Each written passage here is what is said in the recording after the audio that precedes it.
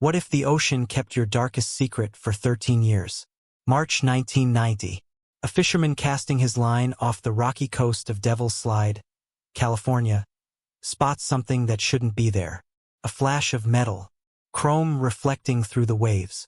As he moves closer, his blood runs cold. It's a car. Patrol car. Rusted, barnacle-covered, emerging from the Pacific like a ghost returning to haunt the living. Inside that vehicle, investigators would find a bullet casing, department-issue ammunition, blood traces that had survived over a decade of saltwater corrosion, and evidence that would expose one of the most shocking cases of police corruption in California history. This is the story of Officer Laura Monroe, 28 years old, newly promoted patrol sergeant, one of the first female officers in Pacifica Police Department. On November 18, 1977, she kissed her husband Jack goodbye, climbed into her Plymouth Fury patrol car, and vanished without a trace during a routine night shift. For 13 years, her husband lived with whispers, rumors, the cruel speculation that she'd simply abandoned her badge, abandoned him, run away from the pressure of being a woman in a man's world. But Laura Monroe didn't run away. She was murdered, executed by her own brothers in blue for discovering what she was never supposed to see. And when the Pacific Ocean finally surrendered her patrol car in 1990, it also surrendered the truth about a corruption ring that had operated in plain sight for over a decade, trafficking drugs and human lives while wearing the badge meant to protect and serve. This cold case would remain unsolved for 13 years, until one detective refused to let it stay buried, and one widow refused to stop believing his wife had been a hero, not a deserter. Let me introduce you to Laura Monroe as she really was, not as the whispers would paint her after her disappearance.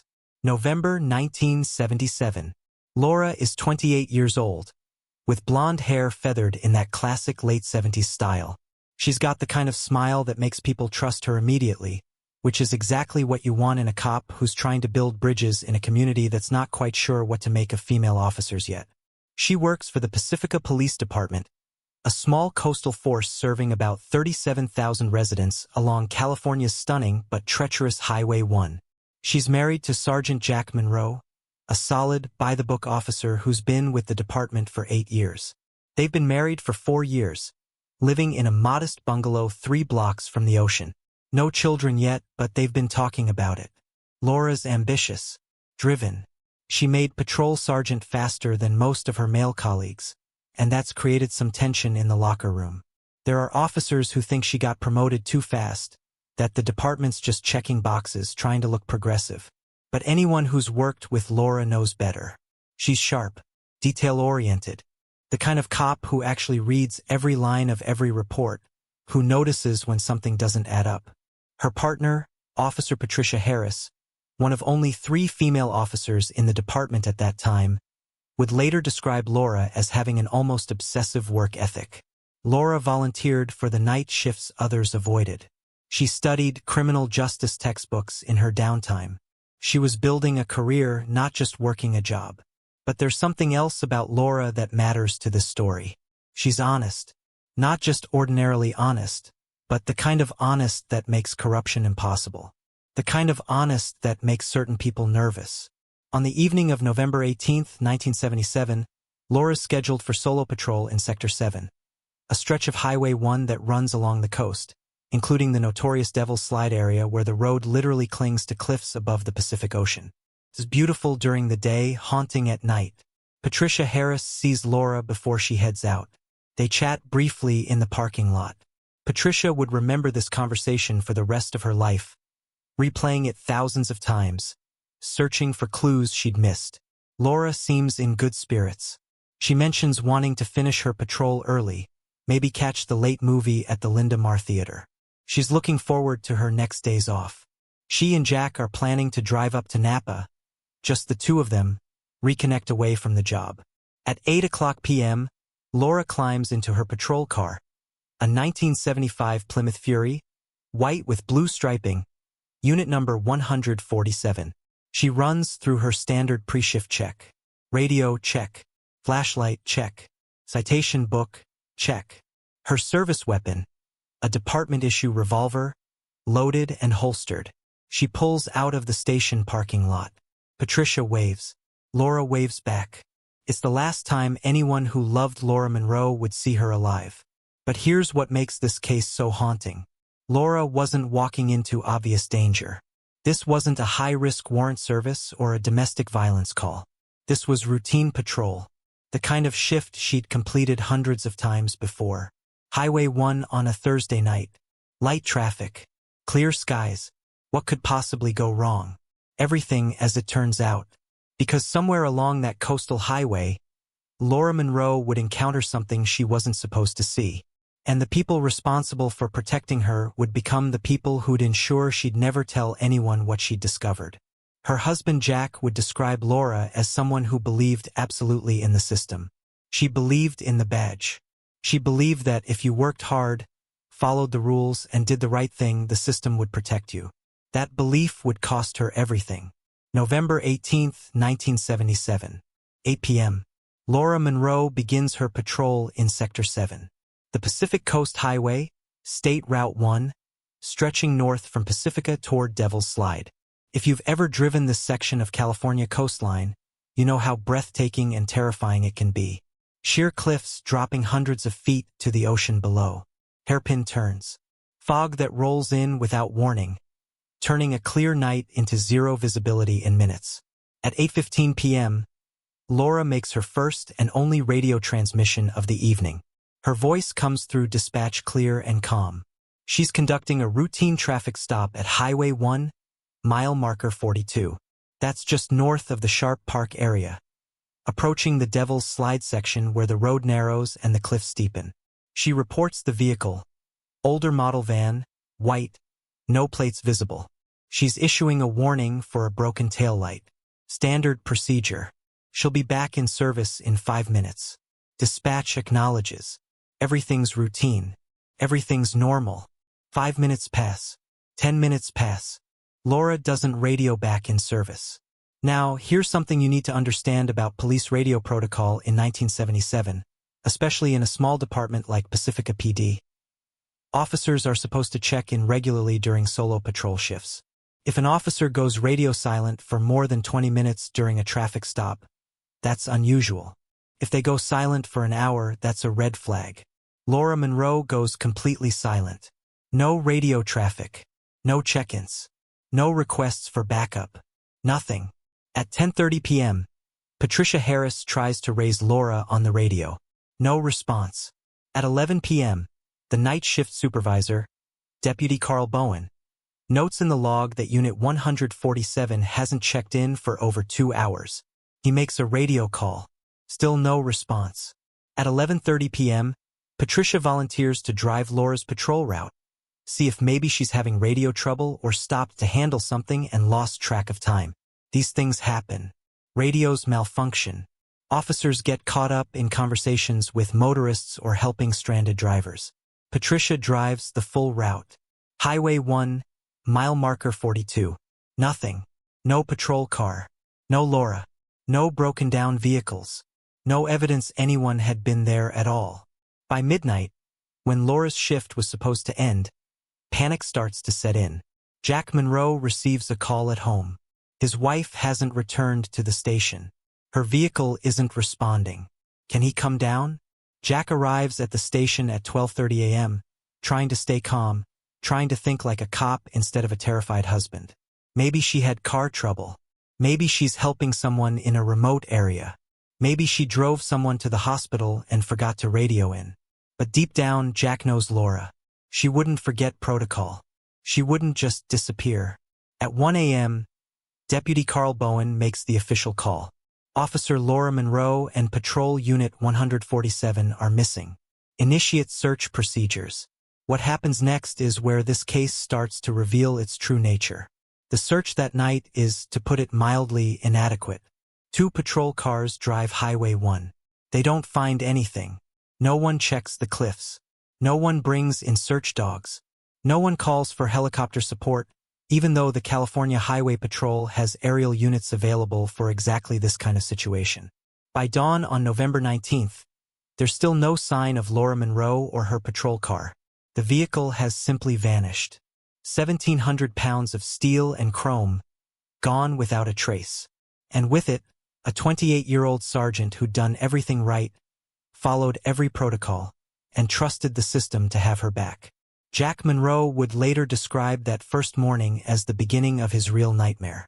Not just the fear of what had happened to Laura, but something else.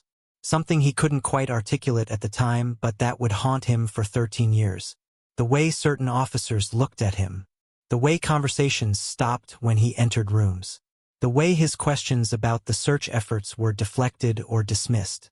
And most disturbing of all, the way the department's narrative started to shift almost immediately. By the end of that first week, whispers were already circulating. Maybe Laura had just left. Maybe she couldn't handle the pressure. Maybe she'd run away with someone.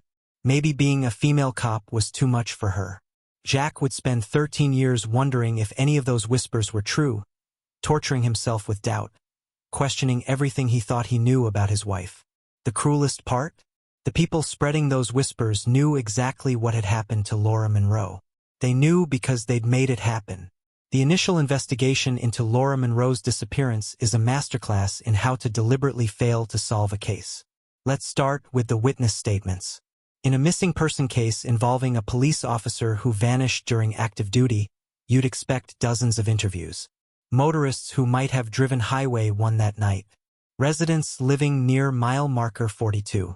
Anyone who might have seen Laura's patrol car or the white van she'd pulled over. The investigating officers collect exactly 3 witness statements. 3. One from a motorist who passed through the area around 7:30 p.m., before Laura even started her shift. Useless.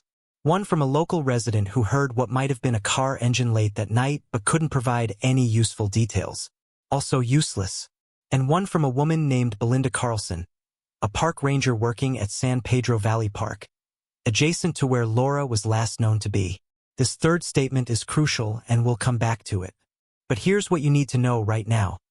Belinda Carlson's statement was taken, filed, and then mysteriously buried in the case records, misfiled with an unrelated burglary investigation. It would remain hidden for 13 years. The night shift supervisor, Deputy Carl Bowen, is the officer who signed off on the patrol log book the night Laura disappeared. He writes in his incident report that everything appeared in order with Laura's last radio transmission. No signs of distress. No indication of trouble. He describes the search efforts as thorough and comprehensive. This is a flat-out lie, but no one challenges it. Within 3 weeks of Laura's disappearance, the search efforts are essentially abandoned. The case is turned over to the department's supervisor, a veteran officer named Richard Hensley. Richard has been with Pacifica PD for 15 years at this point. He's respected, connected, and known for running a tight ship. Richard Hensley conducts what he calls a comprehensive review of the case. His conclusion shocks and devastates Jack Monroe. According to Hensley's report, all evidence suggests Laura Monroe voluntarily abandoned her post. She likely drove her patrol car to a remote location, abandoned it, and fled the area, possibly with an unknown companion. The report notes increasing job stress, difficulty adjusting to solo patrol responsibilities, and personal issues that may have contributed to her decision to leave. Every single one of these claims is fabricated. Laura loved her job. She'd specifically requested solo patrol to prove she could handle it. Her marriage to Jack was solid. There were no personal issues, but Richard Hensley's report becomes the official narrative. And in 1977, in a small police department, the supervisor's word is essentially law. If Hensley says Laura ran away, then Laura ran away. Jack Monroe tries to fight this narrative. He contacts the California Attorney General's office. He reaches out to reporters. He begs for a real investigation. He's stonewalled at every turn. The local press runs a few stories in the first month. Female officer vanishes during patrol. Search continues for missing Pacifica sergeant. But as weeks turn to months with no new developments, the media interest fades. By spring of 1978, 6 months after Laura's disappearance, the case is effectively closed. Not officially, but practically. No active investigation. No new leads being pursued. Just a file box in a storage room labeled Monroe, Laura missing person, presumed voluntary disappearance. Jack keeps working at Pacifica PD. What else can he do? It's his career, his livelihood. But every day is torture. Walking past officers who might know what really happened. Attending department meetings where his wife's name is never mentioned. Living in a community where people avoid making eye contact with him because they don't know what to say. The psychological toll is immense. Jack develops insomnia. He starts drinking more than he should. He becomes obsessed with Laura's case file, which he's made copies of, keeping them in a box in his bedroom closet. He reviews the documents over and over, searching for something he's missing, some clue that will break the case open. But here's what Jack doesn't know. Can't know. The investigation was doomed from the start because the people investigating Laura's disappearance are the same people responsible for it. Carl Bowen, the night shift supervisor who signed off on that patrol log, who described the search efforts as thorough and comprehensive, is one of Laura's killers. Richard Hensley, the respected supervisor who concluded Laura voluntarily disappeared, is the other. These two men orchestrated Laura's murder. They covered up the evidence. They controlled the narrative. And they did it all while wearing the same badge Laura had trusted to keep her safe. The system didn't fail Laura Monroe. The system was weaponized against her. 13 years is a long time to live with unanswered questions. Jack Monroe would later describe the period between 1977 and 1990 as a kind of living death. He's trapped in this horrific limbo where he doesn't know if his wife is alive or dead, whether she left him voluntarily or was taken, whether he should keep hoping or let go and try to move on. The worst part isn't the not knowing, though that's agonizing enough.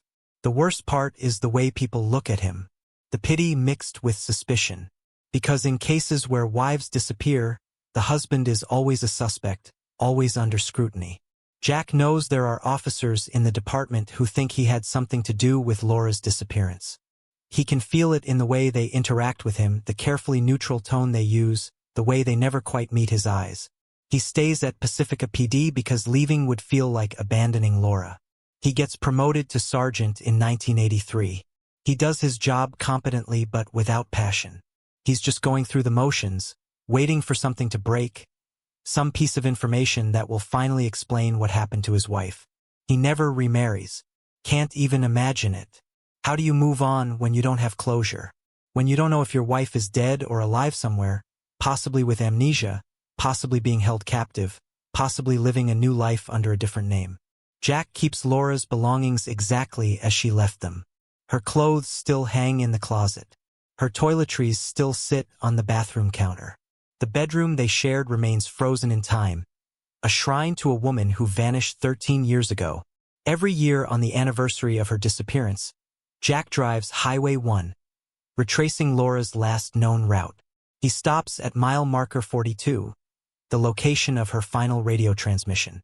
He stands there, looking out at the Pacific Ocean, wondering if somewhere beneath those waves lies the answer he's been searching for. The community of Pacifica moves on. New officers join the department. Younger cops who never knew Laura Monroe, who only know the story as department legend. That female officer who vanished back in the 70s. Couldn't handle the job. Just took off one night. Crazy story. The narrative has calcified into accepted truth. Laura Monroe, the woman who couldn't hack it, who abandoned her badge and her husband because the pressure was too much.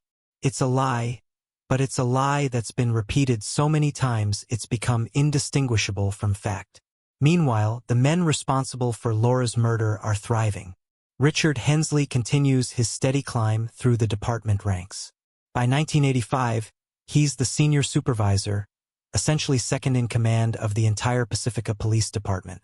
He's known as a no-nonsense leader, tough on crime, demanding high standards from his officers. He receives commendations. He speaks at community events. He's the picture of a dedicated public servant. Carl Bowen transfers to the San Mateo County Sheriff's Office around 1982, a lateral move that takes him out of Pacifica but keeps him in law enforcement. He maintains close contact with his old colleagues, particularly Richard Hensley. They meet regularly, always in quiet places, always careful. Because they're not just friends. They're business partners. The corruption that led to Laura Monroe's murder didn't end with her death. Continued, expanded, became more sophisticated.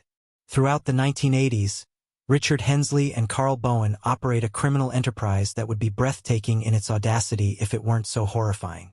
They use their positions in law enforcement to run a drug trafficking and human smuggling operation, moving narcotics up the California coast and transporting undocumented workers and trafficking victims through a network of safe houses and way stations. One of their key operational hubs is the Sharp Park Water Treatment Facility, a sprawling industrial complex near the coast that's staffed by county employees, many of whom have been either corrupted or intimidated into cooperation. The facility's remote location and legitimate governmental status make it perfect for illegal operations. Who's going to question police officers conducting business at a public works facility?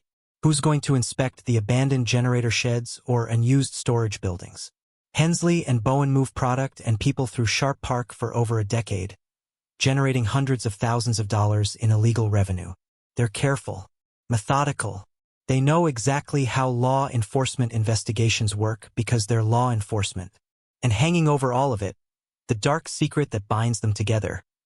The murder of Laura Monroe, the officer who'd stumbled onto their operation on a routine traffic stop back in November 1977. That white van Laura pulled over at mile marker 42? It was one of their transport vehicles, carrying either drugs or trafficking victims or both. Laura had no idea what she was walking into. She thought she was just issuing a warning for a broken taillight. But the people in that van knew exactly who Richard Hensley and Carl Bowen were. One phone call from that van, one panicked message that a cop had pulled them over, was all it took to set Laura's murder in motion. For 13 years, Hensley and Bowen think they've gotten away with it. The car is at the bottom of the Pacific Ocean, hundreds of feet down off Devil's Slide, an area notorious for accidents and disappearances. Laura's body is buried in a remote wilderness area where no one will ever find it. The case is cold, dead cold. The kind of cold that never gets solved. Or so they believe. March 1990. The Pacific Ocean is a force of nature that obeys no one. Not corrupt cops. Not careful criminals. Not men who think their secrets are buried deep enough to stay hidden forever. A massive storm system slams into the Northern California coast that month. Waves reach 30, 40 feet. The wind howls at 70 miles per hour. Devil's Slide, already one of the most unstable sections of Highway 1, takes a brutal beating. Massive amounts of earth and rock slide into the ocean. The cliff face literally collapses in sections, taking chunks of the highway with it. Highway 1 is closed for weeks as Caltrans works to stabilize the area and rebuild the damaged sections. It's during this storm that something shifts at the base of Devil's Slide. Something that's been wedged in an underwater crevice for 13 years, held in place by rock and current and luck. A 1975 Plymouth Fury patrol car, rusted and covered in barnacles and marine growth, breaks free from its underwater prison and begins to surface. On March 12, 1990, a fisherman named Tom Riley is casting off the rocks near the base of Devil's Slide. The storm has passed. The weather is clear. Tom's been fishing these waters for 30 years. He knows every rock formation, every tide pool, every good spot for halibut and rockfish. He's scanning the water when he sees something that doesn't belong. A metallic glint just beneath the surface, maybe 50 yards offshore. At first, he thinks it's just storm debris, maybe part of a guardrail that washed off the highway. But there's something about the shape that's wrong. Too regular. Too manufactured. Tom moves closer, picking his way carefully across the slippery rocks. The tide is going out, and as the water recedes, more of the object becomes visible. Chrome, paint, the distinctive shape of a car's roof. Tom's heart starts pounding. He's heard the stories about Devil's Slide, the cars that have gone over the edge over the years, the bodies never recovered. But this looks old, really old. And it's not just any car. Even through the rust and marine growth, Tom can make out the distinctive light bar on the roof. This is a police car, a patrol vehicle that's been at the bottom of the Pacific Ocean for God knows how long. Tom scrambles back to his truck and drives straight to the Pacifica Police Department. He walks in, still wearing his fishing waders, and tells the desk sergeant he's found a patrol car submerged off Devil's Slide. The desk sergeant's first reaction is skepticism. People report weird things all the time. Floating debris, optical illusions. Maybe this fisherman's been out in the sun too long. But something in Tom's voice, the specific details he provides, makes the sergeant pick up the phone. Within 2 hours, there's a full response at Devil's Slide. Pacifica PD, San Mateo County Sheriff's Office, California Highway Patrol, Coast Guard. A Coast Guard helicopter arrives with a heavy lift capability. The salvage operation takes most of the afternoon. The car is lodged in rocks, partially buried in sediment, barnacles covering every surface. But eventually they get cables around it and lift. The Plymouth Fury emerges from the Pacific like something from a nightmare. Water streams from every opening. Rust has eaten through parts of the body. The tires are gone. The windows are shattered. But the basic structure is intact, and more importantly, the VIN number is still readable on the dashboard. Unit 147, Laura Monroe's patrol car. Jack Monroe is at home when he gets the call. It's his day off. He's working in his garage, trying to fix a broken lawnmower, trying to fill the emptiness with mechanical work. The voice on the phone belongs to his current supervisor, Captain Davis. The words don't quite register at first. Jack, I need you to come down to Devil's Slide. We have a 10 to 54. A fisherman reports a possible police vehicle. Jack drives to Devil's Slide in a daze. He knows it's Laura's car before anyone officially confirms it. He knows it in his bones. When he arrives at the scene, the Plymouth Fury is sitting on a flatbed tow truck, still dripping seawater. Jack walks up to it slowly, like approaching a grave. The car is destroyed, but recognizable. He can see where Laura would have sat, the steering wheel she would have gripped, the radio she used for her last transmission. And then the forensics team calls Captain Davis over. They've found something. Jack isn't allowed near the vehicle once it becomes an active crime scene, but he hears the chatter. Watches the crime scene technicians working with increasing intensity. They've found blood. Significant blood traces under the back seat and in the trunk, protected from total degradation by the car's sealed spaces. It's degraded, but modern forensic techniques might be able to extract DNA. And they've found something else. A bullet casing. A .40 caliber round. The exact type of ammunition issued by the Pacifica Police Department. In that moment, everything changes. This isn't a missing person case anymore. This isn't a cold case about an officer who allegedly abandoned her post. This is a murder investigation. And more than that, the evidence suggests Laura Monroe was killed by someone with access to department-issue ammunition. Someone who either was a police officer or had very close ties to law enforcement.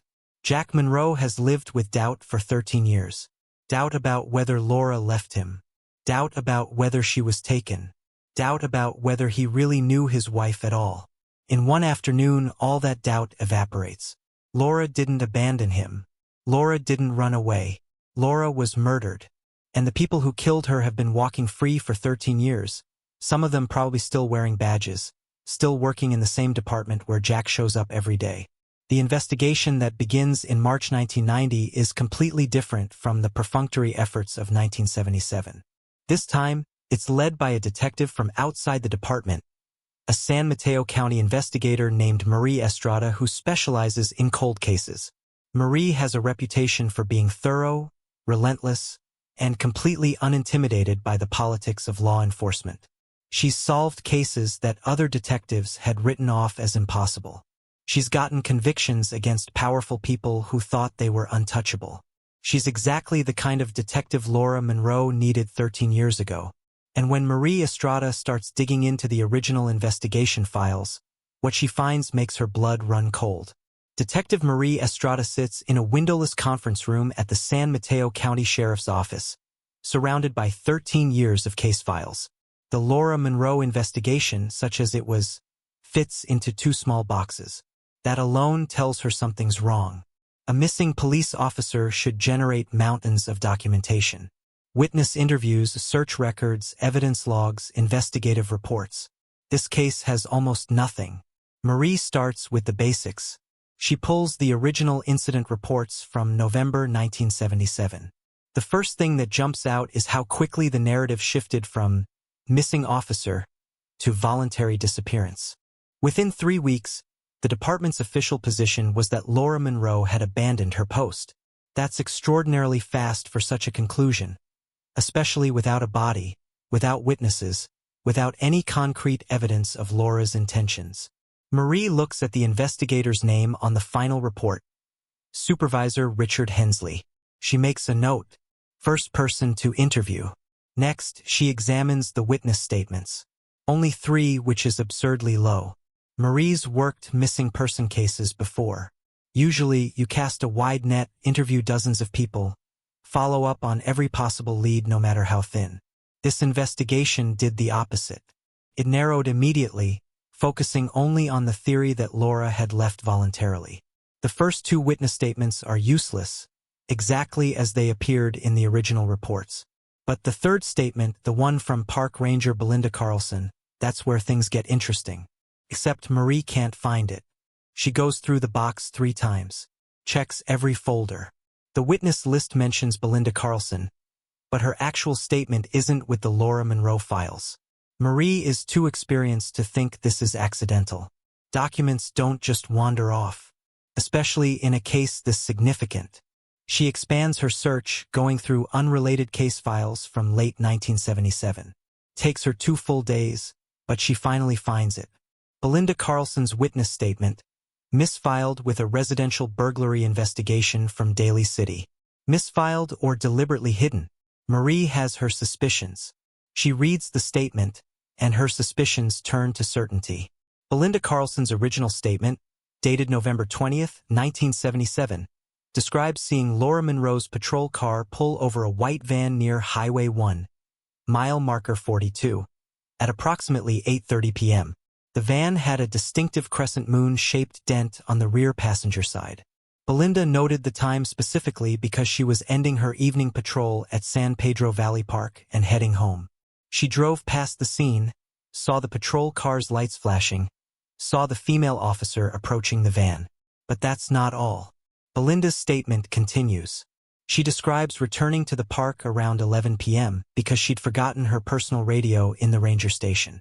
As she pulled into the parking area, she heard what sounded like screaming coming from deeper in the park, from the wilderness trails. She describes it as brief, maybe 30 seconds, then silence. At approximately 12:30 a.m., still at the ranger station finishing paperwork, Belinda saw a white van leaving the park. She couldn't be certain, but she believed it was the same van she'd seen Laura pull over earlier that evening. Same approximate year and model.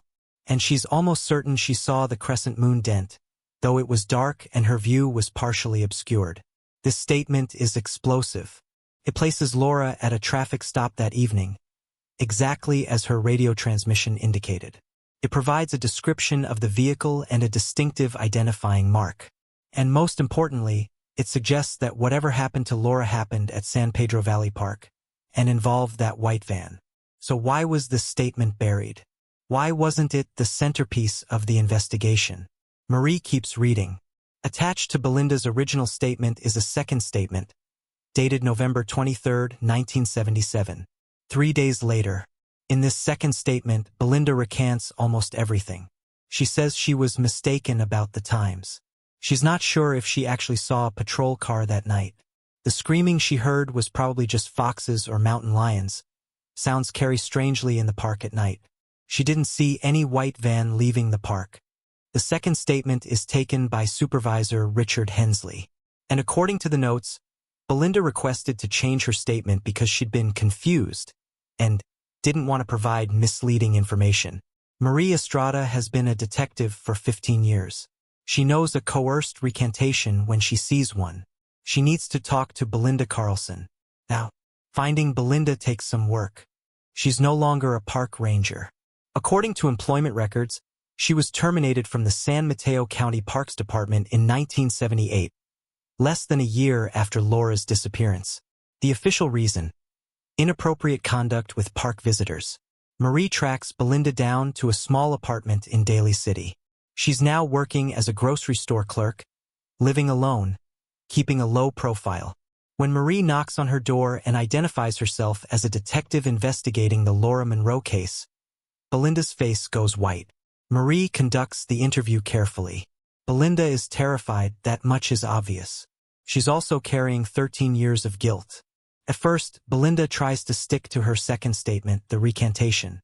But Marie is patient. She explains that Laura's patrol car has been found, that this is now a murder investigation, that whoever killed Laura Monroe is going to be held accountable. But that's only possible if people tell the truth. Finally, Belinda breaks. She confesses that her first statement was accurate. Every detail. She did see Laura pull over that white van.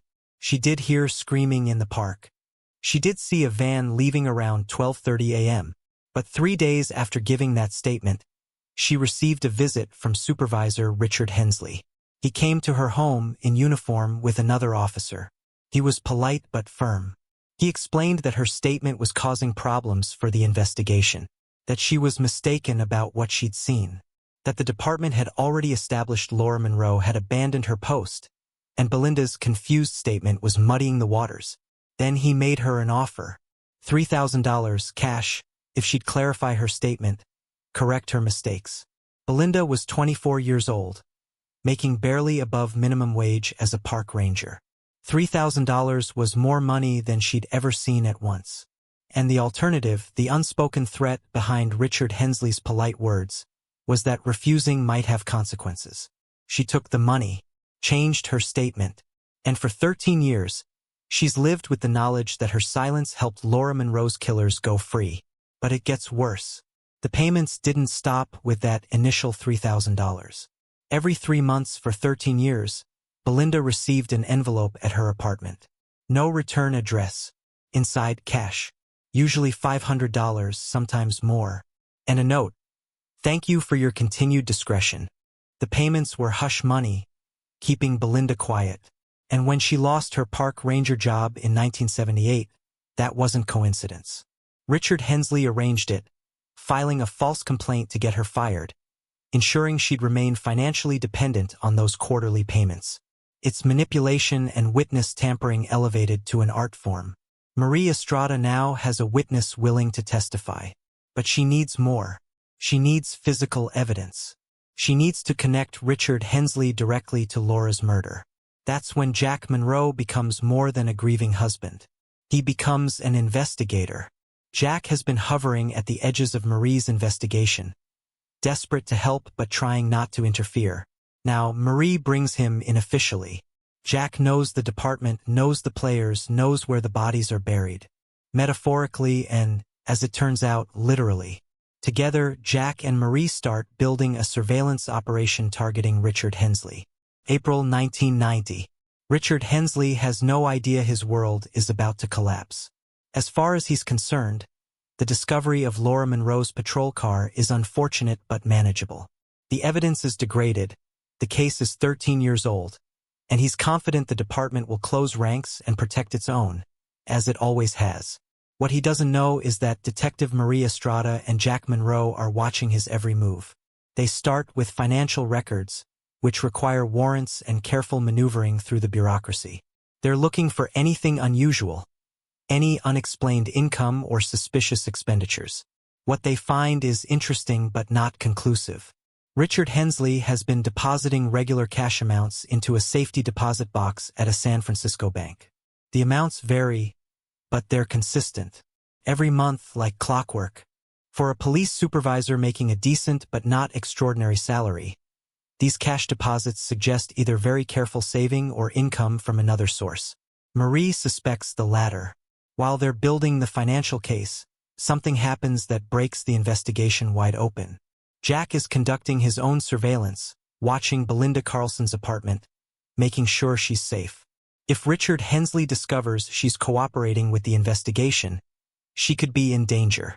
On April 18th, Jack watches from his unmarked car as a familiar figure approaches Belinda's building. Richard Hensley. Jack's heart starts pounding. He radios Marie immediately, then follows at a distance. Hensley parks 2 blocks from Belinda's apartment. He's not in uniform, driving his personal vehicle. He approaches the building carefully, checking over his shoulder, clearly not wanting to be seen. Jack takes photographs from his vehicle. Telephoto lens, high-speed film. Every movement documented. Hensley enters the building. He's inside for approximately 7 minutes. When he emerges, Jack captures him handing something to Belinda at the doorway. An envelope, small and white, exactly the kind that might contain cash. Jack follows Hensley after he leaves. But instead of heading home or back to the station, Hensley drives south on Highway 1 toward the Sharp Park area. Jack stays back, maintaining distance. He watches as Hensley pulls into the parking area at San Pedro Valley Park. This is the park where Belinda heard screaming the night Laura disappeared. The park where the white van was seen leaving at 12:30 a.m. Jack watches as Hensley gets out of his car and walks toward one of the hiking trails. The park is nearly empty at this hour, early evening on a weekday. Jack debates following on foot but decides against it. Too risky. Hensley might spot him. Instead, he waits, documenting the time, the location, everything. Hensley returns to his car after about 20 minutes. He's carrying something now, a small object that Jack can't quite identify. He puts it in his trunk and drives away. Jack immediately calls Marie, who's been coordinating from the sheriff's office. They agree they need more surveillance, more evidence before they can move. But fortune favors the patient. 2 days later, April 20th, Jack is again surveilling Hensley, this time with Marie in a second vehicle providing backup. They're operating without official department approval because at this point, they're not sure who they can trust at Pacifica PD. Hensley meets with someone at Sharp Park, near the water treatment facility. The other man is Carl Bowen, the former Pacifica deputy who'd signed off on the patrol log the night Laura disappeared, who's now with the San Mateo County Sheriff's Office. Jack and Marie observe the meeting from a distance. The two men appear to be arguing about something. Voices are raised, though they're too far away to hear the actual words. But Jack has brought along a parabolic microphone, a piece of surveillance equipment he's borrowed from a friend in federal law enforcement. It's designed to capture conversations from hundreds of yards away. He aims it at Hensley and Bowen, and he hears words that make his blood turn to ice. Bowen's voice, agitated. "The car came up, Richard. The fucking car came up from Devil's Slide. Your job was to make sure that was permanent." Hensley's response, trying to sound calm. "It was under 200 feet of water, wedged in rocks. I couldn't have predicted a storm would dislodge it after 13 years. Bowen, "Well, it's loose now and they're going to find things. DNA. Evidence. We need to move proactively." Hensley, "We need to stay calm. The evidence is degraded. Without a body, without witnesses, they've got nothing that directly ties to us." Bowen, "What about Carlson? The ranger?" Hensley, "I'm handling Carlson.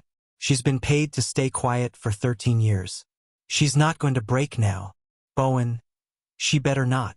Because if she talks, if she tells them what she saw that night." Hensley, "She won't. But just to be safe, I'm arranging for our Sharp Park operation to relocate. If investigators start looking into San Pedro Valley Park, I don't want anything connecting back to the facility." There's a pause. Then Bowen says something that makes Jack's hands shake so badly, he almost drops the microphone. Bowen, "The body's been in the ground for 13 years at Middle Peak. It's not surfacing like that fucking car did. The body, Laura's body." Middle Peak is a remote wilderness area in San Pedro Valley Park, about 2 miles up a hiking trail that's rarely used. Dense forest, steep terrain, almost impossible to search without knowing exactly where to look. Jack and Marie now have everything. An admission of involvement, a location for Laura's remains, and proof of ongoing witness tampering. But they need to be careful. Both Hensley and Bowen are law enforcement officers with decades of experience. They know how investigations work. If they suspect they're under surveillance, they'll destroy evidence and disappear. Marie makes a decision. They're going to follow Bowen, see where he leads them, get as much evidence as possible before they move in for arrests. What happens next exceeds their worst fears about the depth of this corruption. April 22nd, 1990. 2 days after the surveillance recording. Jack Monroe and Detective Marie Estrada have assembled a small team of investigators from outside agencies. San Mateo County Sheriff's detectives, a California Attorney General investigator, and an FBI agent specializing in police corruption cases. They're surveilling Carl Bowen as he drives from his home in San Mateo toward the Sharp Park area. It's evening, approaching dusk.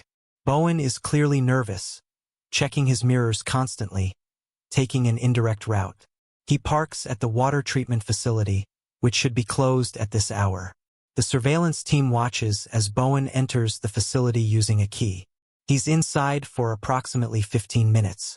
When he emerges, he's carrying 2 large duffel bags that appear heavy. He loads them into his truck and drives toward San Pedro Valley Park. The team follows, maintaining distance. Multiple vehicles, rotating positions, professional surveillance. Bowen parks at the trailhead for Middle Peak Trail. He shoulders one of the duffel bags and starts hiking into the wilderness. It's nearly dark now, but Bowen uses a flashlight, moving quickly like someone who knows the path well. Jack Monroe desperately wants to follow, but Marie holds him back. They need to see what Bowen does, where he goes. They have one chance to get this right. They wait. 20 minutes. 30. The forest is dark now, only Bowen's distant flashlight visible between the trees. Then they see him returning, without the duffel bag. He's carrying something small in his hand, which he puts in his jacket pocket. Bowen returns to his truck and drives back toward Sharp Park. But instead of going to the water treatment facility, he drives to an area behind the facility, near some abandoned generator sheds. What the surveillance team observes next transforms this from a murder investigation into something much larger. Bowen enters one of the abandoned sheds. Lights come on inside. Through the dirty windows, the team can see multiple people inside. At least 3 men, possibly more, and 2 younger individuals who appear to be teenage girls. There's clear activity inside. People moving packages. The girls appear terrified, huddled together. Marie makes a snap decision. They're going in. Right now. Whatever's happening in that shed, it's happening in real time, and they can't wait. She radios for backup. San Mateo County Sheriff's deputies, California Highway Patrol, everyone available. Within minutes, the shed is surrounded. Floodlights, loudspeakers, the full tactical response. Carl Bowen tries to run. He makes it maybe 20 yards before deputies tackle him to the ground. He's fighting, screaming, but it's over. Inside the shed, investigators find a scene that will haunt them for years. The teenage girls are trafficking victims, transported from Central America, held against their will. They're terrified, malnourished, showing signs of abuse. The packages being moved are drugs. Cocaine, marijuana, heroin. Street value in the hundreds of thousands of dollars. And the men in the shed? 2 are security guards from the Sharp Park facility, on the payroll. One is a transportation specialist who's been moving products up and down the California coast for years. All of them implicate Richard Hensley as the operations architect. But there's something else. Something Carl Bowen was carrying in his jacket pocket when he returned from the Middle Peak Trail. It's a small bone. Human. Part of a finger. When confronted, Bowen breaks. Not completely, but enough. He admits he was at Middle Peak Trail to relocate something. Human remains, he calls them. Refusing to say whose remains, though everyone knows. He was moving Laura Monroe's body from its 13-year grave to a new location, somewhere closer to the Sharp Park facility where he could disguise it among other bodies if it was ever discovered. Other bodies. The investigators' blood runs cold. How many victims are they dealing with? The next 72 hours are a whirlwind. Search teams descend on San Pedro Valley Park. Cadaver dogs. Ground-penetrating radar. Forensic anthropologists. At Middle Peak Trail, approximately 2 miles in, they find a shallow grave. Partially disturbed. Clearly someone started digging recently but didn't finish. Inside, human remains. Severely degraded after 13 years, but enough for identification. The dental records match Laura Monroe. Jack Monroe receives the notification at the sheriff's office. He's been waiting there for 3 days, unable to sleep, unable to eat, just waiting for confirmation. When they tell him they found Laura, he breaks down completely. 13 years of hope and fear and doubt finally ending with the worst possible certainty. But there's something else. Something the forensic team found with Laura's remains. A bullet, lodged in her skull. Fired from close-range execution style. Laura Monroe was murdered, shot in the head, and then buried like garbage in a remote forest grave. While they're processing Laura's remains, the investigation into the Sharp Park facility expands. Investigators find evidence of years of criminal activity. Financial records, transportation logs, communications. All of it points back to Richard Hensley and Carl Bowen, running a drug trafficking and human smuggling operation for over a decade, using their law enforcement positions to avoid detection and eliminate threats. Laura Monroe was the first threat they eliminated. But she wouldn't be the last. On April 25, 1990, Richard Hensley is arrested at his home in Pacifica. He's coming back from his morning jog when 6 California Attorney General investigators surround him. He tries to maintain his composure, demanding to know what this is about, insisting on calling his lawyer. But when they tell him they have Carl Bowen in custody, that Bowen is cooperating, that they found Laura Monroe's body, Hensley's face goes pale. He says nothing else, invokes his right to an attorney, but his silence speaks volumes. Within a week, 5 more arrests are made. Security personnel, transportation specialists, corrupt county employees who'd facilitated the Sharp Park operation. The scandal rocks Northern California law enforcement. 2 cops, one a respected supervisor, the other a veteran deputy, operating a criminal enterprise for over a decade, murdering a fellow officer to protect their operation, and nearly getting away with it for 13 years. The trial of Richard Hensley and Carl Bowen begins in November 1990, exactly 13 years after Laura Monroe's murder. The San Mateo County Superior Court assigns Judge Patricia Westwood, a former prosecutor known for handling complex criminal cases with absolute fairness and zero tolerance for corruption. The prosecution is led by Assistant District Attorney Michael Chavez, who's built his career prosecuting organized crime and police corruption. This case is personal for him. His younger sister was a police officer, and the idea of cops murdering one of their own fills him with cold fury barely hidden behind professional demeanor. The defense teams are formidable. Richard Hensley's attorney is Gerald Marcus, a high-profile criminal defense lawyer from San Francisco with a reputation for getting guilty clients acquitted through aggressive cross-examination and procedural challenges. Carl Bowen's attorney is Rebecca Chan, equally skilled, who specializes in creating reasonable doubt even in seemingly airtight cases. Both defendants plead not guilty to all charges. The charges are extensive: first-degree murder, conspiracy to commit murder, drug trafficking, human trafficking, witness tampering, obstruction of justice, abuse of authority. If convicted on all counts, both men face life in prison without possibility of parole. The trial lasts 7 weeks. The prosecution presents over 60 witnesses and hundreds of pieces of evidence. Belinda Carlson is the first major witness. She takes the stand looking terrified but determined. She's been given immunity for her cooperation, though she's made clear she doesn't want it. She wants to be held accountable for her 13 years of silence. She testifies about seeing Laura Monroe pull over the white van, about hearing screams from San Pedro Valley Park, about seeing the van leave around 12:30 a.m., and then she describes Richard Hensley's visit to her home 3 days later. The pressure to recant her statement, the $3,000, the quarterly payments that followed. I was young and scared. Belinda testifies, her voice breaking. He was a police supervisor. I thought if I didn't do what he wanted, something bad would happen to me. And I needed the money. That doesn't excuse what I did. I've lived with the guilt every single day for 13 years. I should have been braver. Officer Monroe deserved better. The defense tries to discredit her, suggesting she's testifying to avoid prosecution herself, that her memory of events from 13 years ago is unreliable. But Belinda doesn't waver. She's clear, detailed, and obviously telling the truth. Next comes the forensic evidence.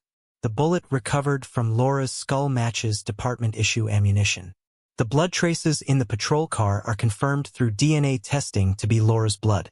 A forensic pathologist testifies about the manner of death. Single gunshot wound to the head, fired from approximately 3 feet away. Execution style. The victim was likely kneeling or sitting when shot. A crime scene analyst presents his reconstruction of events.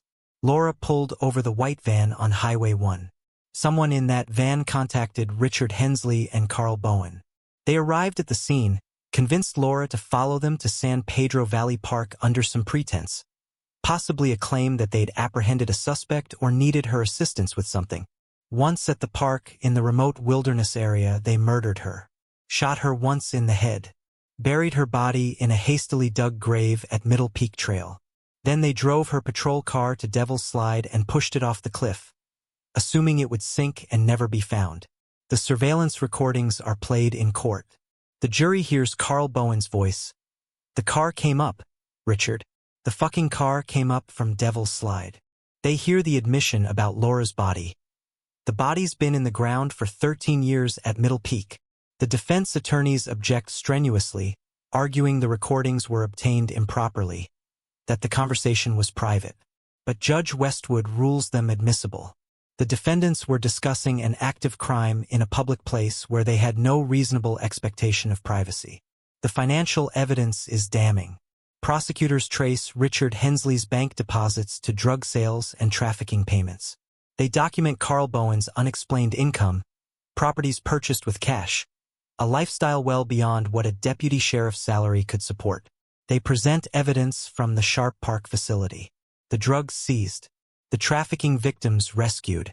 The testimony of those victims, young women who describe being transported through the facility, held in the abandoned generator sheds, moved north toward other destinations. One of the victims, a 17-year-old girl from Guatemala who gives her name only as Maria, testifies through an interpreter. She describes being promised a job in the United States, being smuggled across the border, and then realizing she'd been lied to. She was going to be sold, forced to work in conditions amounting to slavery. She was held at Sharp Park for 3 days. She saw Carl Bowen there multiple times. He brought food, medicine when one of the girls became sick, but he also made clear they were prisoners and would be killed if they tried to escape. He wore a police uniform, Maria testifies. "I thought police were supposed to help people, but he was the one keeping us locked up. I don't understand how that's possible." The defense attorneys do their best. They argue that the evidence is circumstantial, that the recordings could be interpreted in different ways, that their clients were being scapegoated by an embarrassed police department trying to deflect from its own investigative failures. Gerald Marcus, Hensley's attorney, argues that his client was investigating the Sharp Park facility, not running it, that he'd been building a case against organized crime and was misinterpreted on the surveillance recordings. It's a creative argument. It's also completely unbelievable. Rebecca Chan, Bowen's attorney, tries a different approach. She suggests that Carl Bowen was following orders, that he was the junior partner in a scheme masterminded by Hensley, that he deserves consideration for his cooperation after arrest. But the prosecution produces evidence that Bowen was at least an equal partner, if not the primary operational leader. He was the one moving product. He was the one interfacing with the trafficking victims. He was the one who physically buried Laura Monroe's body. The most emotionally devastating testimony comes from Jack Monroe. Jack takes the stand dressed in his police uniform.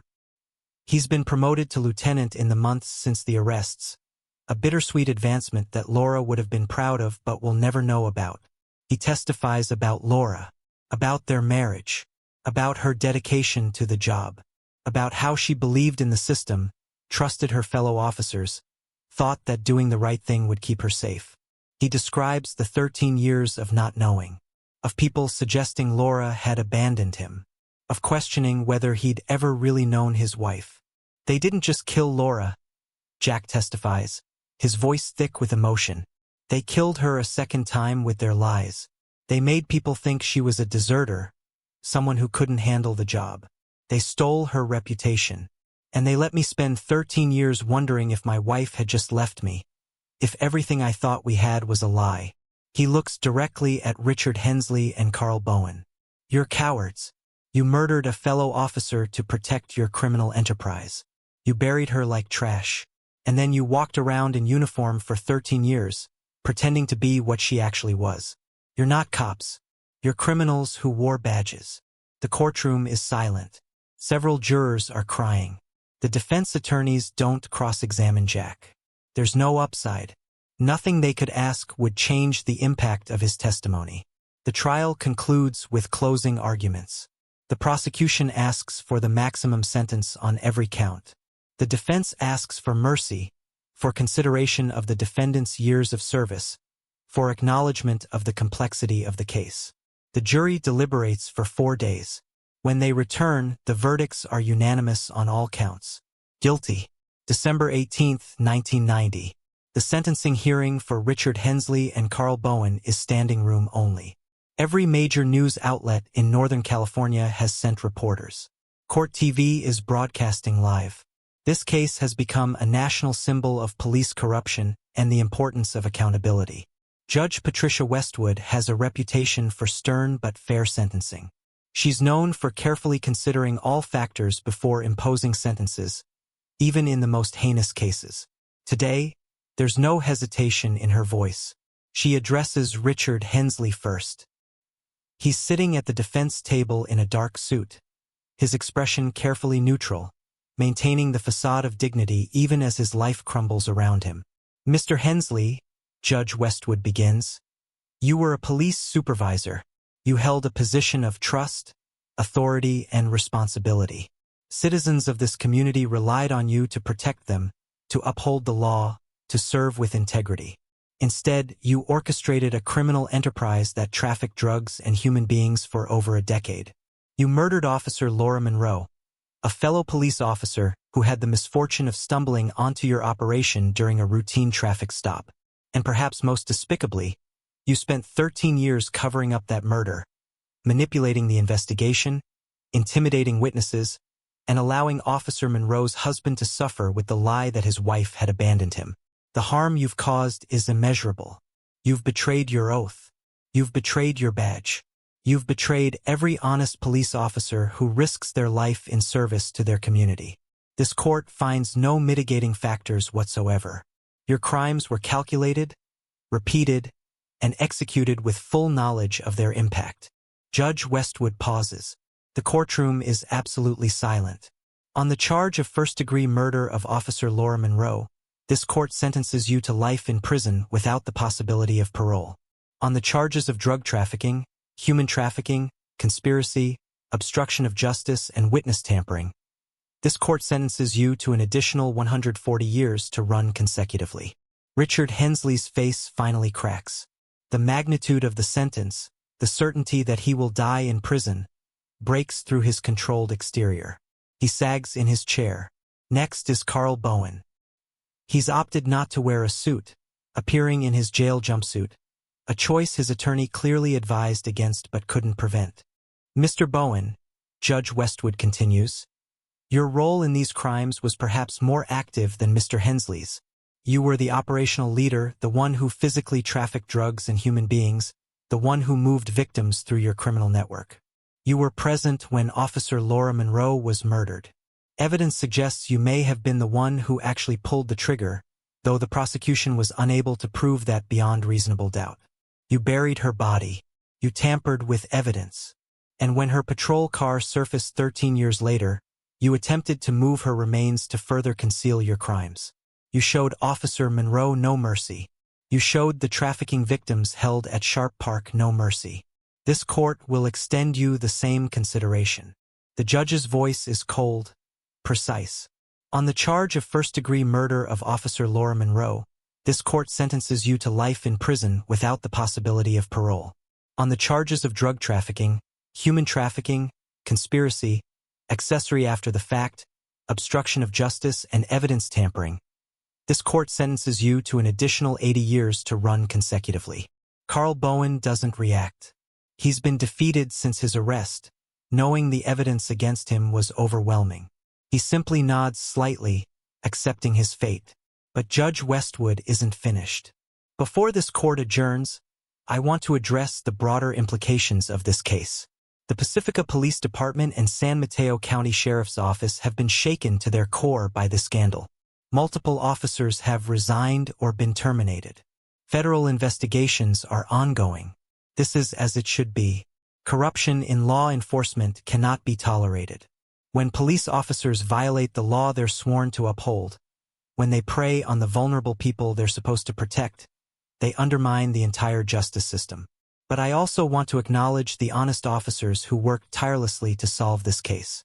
Detective Marie Estrada, Lieutenant Jack Monroe, the federal investigators who assisted, the patrol officers who testified truthfully despite pressure to protect their colleagues. These officers represent what law enforcement should be. They pursued justice regardless of personal cost or departmental politics. Officer Laura Monroe would be proud to call them brothers and sisters in blue. The judge looks directly at Jack Monroe, sitting in the gallery. Lieutenant Monroe, I cannot imagine the pain you've endured. 13 years of not knowing, of being lied to, of having your wife's memory tarnished. I hope today brings some measure of closure, though I know no sentence can truly make you whole. Your wife was a hero. She discovered corruption and paid for that discovery with her life. But because of your refusal to give up, because of your determination to find the truth, her killers will spend the rest of their lives in prison. You've honored her memory in the most meaningful way possible. Jack stands. His voice is steady but emotional. Thank you, Your Honor. I'd like to make a victim impact statement, if I may. Judge Westwood nods. Please proceed. Jack turns to face Richard Hensley and Carl Bowen. Laura was 28 years old when you murdered her. She had her whole life ahead of her. We'd been talking about starting a family, buying a house, building a future together.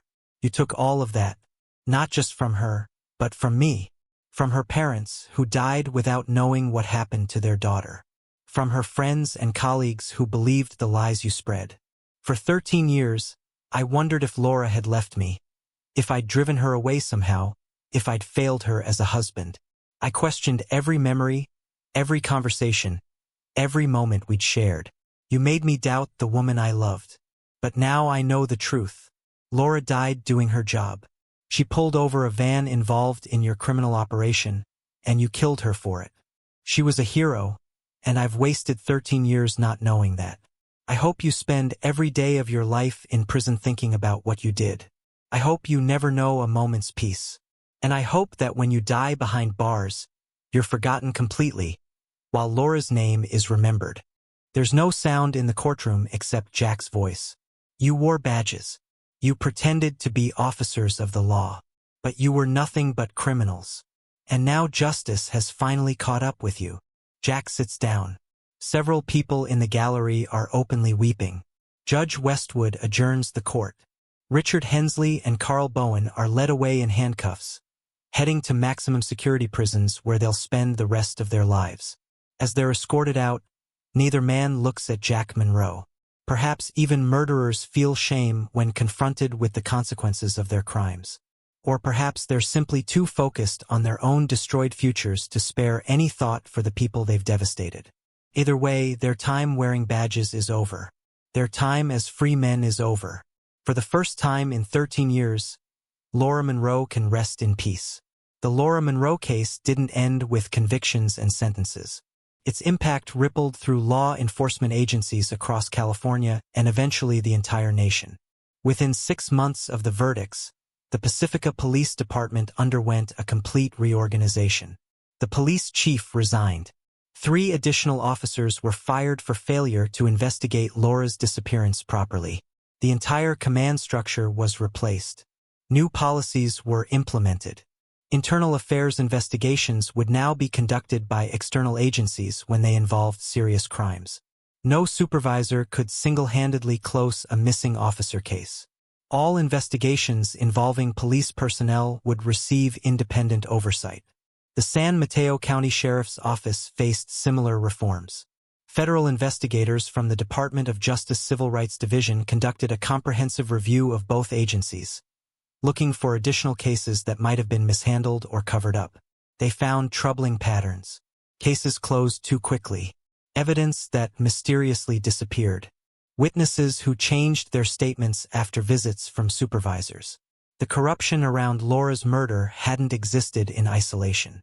It had created an environment where investigative failures were normalized, where asking difficult questions was discouraged. The Sharp Park facility was shut down permanently. A federal investigation revealed that for over a decade, it had been used not just by Hensley and Bowen, but by a larger criminal network that included corrupt county officials, private security contractors, and organized crime figures.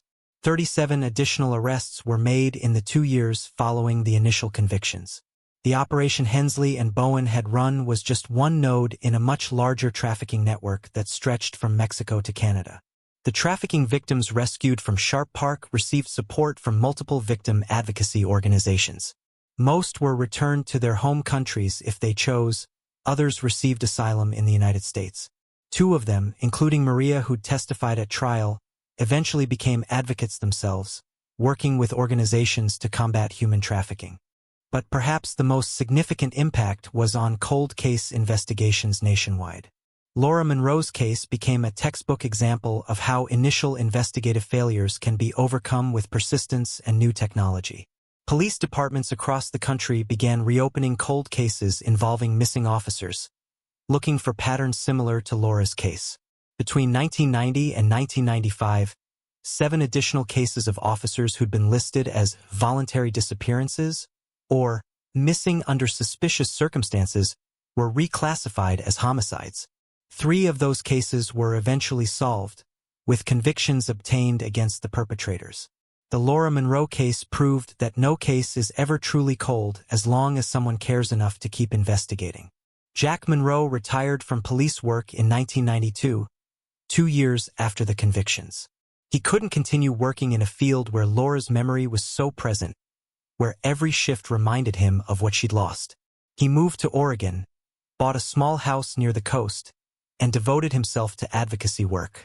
He founded the Officer Laura Monroe Foundation, an organization dedicated to supporting families of missing police officers and funding cold case investigations. The foundation has helped solve 12 cold cases in 30 years of operation. 12 families who finally got answers. 12 people who were almost forgotten brought home. Jack never remarried. When asked about it in interviews, he always gives the same answer. I had the love of my life. Laura was it for me. I don't need to find that again. I just need to honor what we had. He visits Laura's grave regularly. She's buried in Pacifica Cemetery, overlooking the ocean she loved. Her headstone reads, Officer Laura Monroe, 1949 to 1977. She served with honor and died defending it. Every year on the anniversary of her death, November 18th, police officers from across California gather at her grave for a memorial service. It's become a tradition, a reminder of what they're supposed to stand for, and what happens when that oath is betrayed. Detective Marie Estrada continued her career with the San Mateo County Sheriff's Office. She was promoted to sergeant, then lieutenant, eventually becoming head of the cold case division she'd effectively created while investigating Laura's murder. She solved 19 additional cold cases before retiring in 2010. When asked about her career highlights, she always mentions Laura's case first. That investigation changed me, Marie said in a 2010 interview. It showed me that the system only works if people are willing to challenge it when it fails. Laura Monroe deserved justice, and she almost didn't get it because people in power worked hard to prevent it. That can never happen again. Not on my watch. Belinda Carlson, the park ranger who'd been paid for her silence, struggled significantly after the trial. The guilt of her 13-year silence ate at her. She entered therapy, eventually earning a degree in social work. She now works with crime victims, helping them navigate the justice system. She's never forgiven herself for taking Richard Hensley's money, for changing her statement, for allowing Laura's killers to walk free for 13 years. But she's channeled that guilt into helping others, ensuring that witnesses understand their rights and aren't pressured into silence. I was weak, Belinda said in a 1995 documentary about the case. I let fear and greed make me complicit in covering up a murder. I can't change that, but I can make sure other witnesses don't make the same mistake I did. I can be the person I should have been in 1977. The white van with the crescent moon dent, the vehicle Laura pulled over that November night, was never located. It had likely been destroyed or sold long before investigators started looking for it. But based on evidence recovered from Sharp Park and testimony from arrested conspirators, investigators believe it was transporting trafficking victims from a border crossing near San Diego to locations in Northern California and Oregon. Laura Monroe had pulled over a vehicle full of terrified people being transported against their will. If she'd been allowed to investigate properly, if backup had arrived, if she'd been able to look inside that van, she might have saved multiple lives that night. Instead, she became a victim herself. But her death eventually led to the exposure of the entire trafficking network, the rescue of dozens of victims, and reforms that prevented similar operations from continuing. In a terrible way, Laura Monroe's murder accomplished what her life's work had been dedicated to: protecting the vulnerable and bringing criminals to justice. The people she couldn't save that night in 1977 were eventually saved because of what her death revealed. It's cold comfort for Jack Monroe, who would trade all the reforms and all the solved cases to have his wife back. But it's something. It means Laura's death wasn't meaningless. It means the evil that took her life was eventually defeated. And it means that every police officer who wears a badge carries a little bit of Laura Monroe's legacy with them. A reminder that the oath they take is sacred, and betraying it has consequences. Officer Laura Monroe vanished on November 18, 1977, during a routine patrol shift on California's Highway 1. For 13 years, her disappearance remained a mystery, her reputation tarnished by lies suggesting she'd abandoned her post and her husband.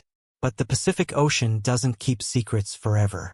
When a fisherman spotted a rusted patrol car emerging from the waves in March 1990, it triggered an investigation that would expose one of the most shocking cases of police corruption in California history. Two officers, Richard Hensley and Carl Bowen, had murdered their colleague to protect a drug trafficking and human smuggling operation they'd been running for over a decade. Laura Monroe died doing her job. She pulled over a white van involved in trafficking, unknowingly stumbling onto a criminal network run by the very people she should have been able to trust. Her brothers in blue. They executed her, buried her in a remote wilderness grave, pushed her patrol car off Devil's Slide. And then they spent 13 years covering up their crime, manipulating investigations, intimidating witnesses, and spreading lies about a hero who couldn't defend herself.